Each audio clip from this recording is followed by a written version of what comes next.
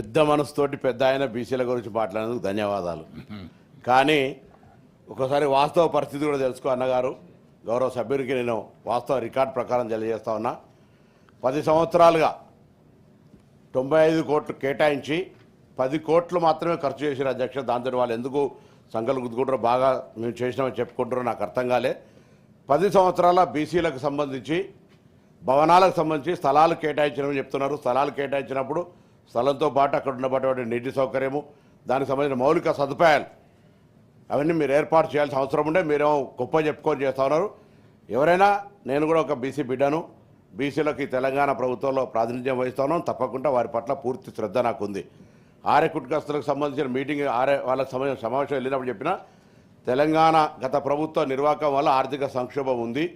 భవనాల నిర్మాణానికి ఈ ఆర్థిక సంవత్సరం చేయలేము, భవిష్యత్తులో తప్పకుండా చేస్తామని చెప్పి ఆ మాట ఇక్కడ వేదిక సభా ప్రాంగణం నుంచి కూడా మళ్ళొకత తెలియజేస్తాను. గౌరవ ముఖ్యమంత్రి గారు మొన్న కుర్మ సంఘ భవనాన్ని వాళ్ళు కొంత స్వయంగా చేసుకొని కొంత ప్రభుత్వం ఇచ్చిన ఈ 10 కోట్లలో వాళ్ళిద్దరు మాత్రమే నిధులు వినియోగించుకున్నారు. వేరేటోళ్ళకి ఎవరికి ఇవ్వలేదు. దాని మీద మా కులం వాళ్ళు కూడా మమ్మల్ని 10 ఏళ్లలో ఉన్నోళ్ళను విమర్శించకుండా ఇప్పుడు విమర్శించే విధంగా కుట్రలు జరుగుతాయి. అదంతా ఓకే.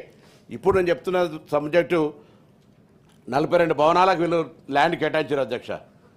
మేమే ఆనాడే ఆపలేదే. 42 భవనాలకు సంబంధించిన మౌలిక సదుపాయాలు కల్పించడంలో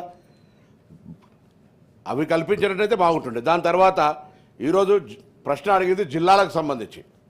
జిల్లాల్లో ఇప్పుడున్నటువంటి ఆలోచన, ఎందుకంటే రాష్ట్రంలో ఇచ్చినే పూర్తి కాలేదు. ఇప్పుడున్నటువంటి ఆర్థిక పరిస్థితులలో అనేక కార్యక్రమాలు సంక్షేమ అభివృద్ధి ఒక నిర్మాణాత్మకంగా ఉండాలి.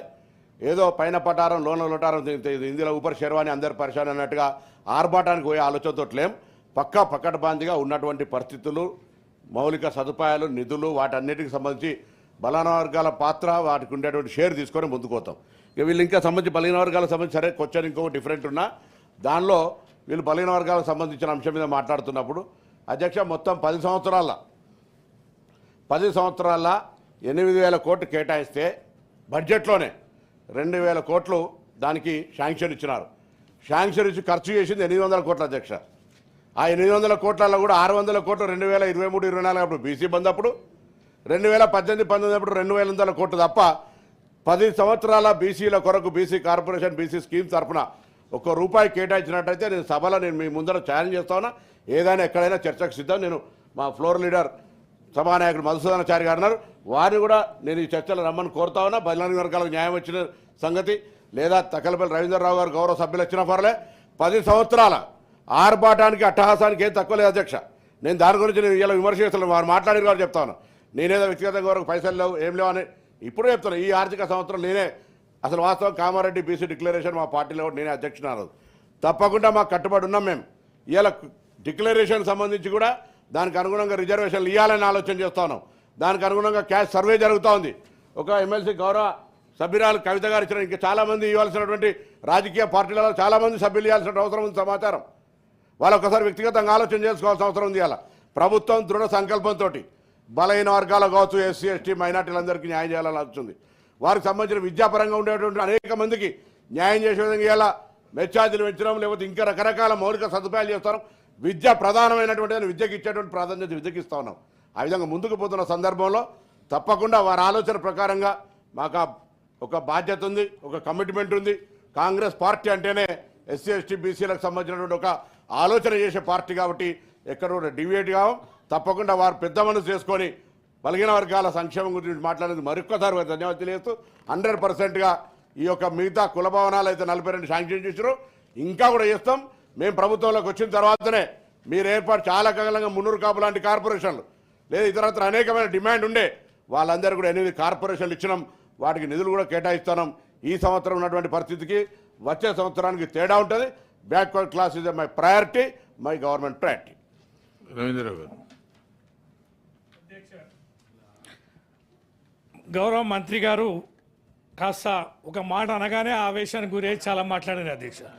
ఏదో కొత్త పార్టీ ఇప్పుడే అధికారంలోకి వచ్చిందంటేనేమో అర్థం ఉంది అధ్యక్ష, ఏడాదిలే కదా అని.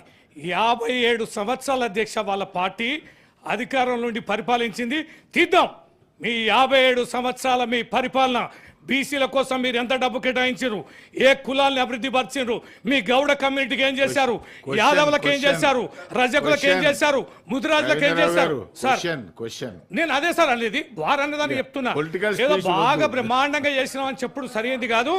మేము అన్ని ఉన్న కొద్ది కాలంలోనే డిమానిటేషన్ ఎదుర్కొని, కరోనా ఎదుర్కొని, కొత్త రాష్ట్రమైనా మేము అనేక రకాలుగా మేము ప్రయత్నం చేసాం. విలువైన జాగల అధ్యక్ష, ఒక్కొక్క కుల భవనానికి ఇచ్చిన కోట్లాది రూపాయల విలువైన జాగలు మేము ఇచ్చినాం. అరే డబ్బులు భవనం కట్టుకోవడానికి ఇవ్వండి, అది ఇవ్వండి అని అంటే మళ్ళీ గత ప్రభుత్వం ఏం చేసింది, మమ్మల్ని ఓడించారు. మీ మేనిఫెస్టో అన్ని తెలుసు, అన్ని తెలిసే మీరు హామీలు ఇచ్చారు, అమలు పరచమని అధ్యక్ష. నెక్స్ట్ ఒక నిమిషం మధుసూదనాచారి గారి తర్వాత మీరు చెప్పండి. అధ్యక్ష, గౌరవ మంత్రి గారు పార్లమెంటు సభ్యులుగా పనిచేసిళ్ళు, ఈ రాష్ట్రంలో ఇప్పుడు వారు మంత్రిగా కొనసాగుతూ ఉన్నారు. అధ్యక్ష, పోయినసారి బడ్జెట్ స్పీచ్లో మొదటిసారి కానీ రెండవసారి కానీ ప్రవేశపెట్టినటువంటి బడ్జెట్ స్పీచ్లో చాలా గంభీరమైనటువంటి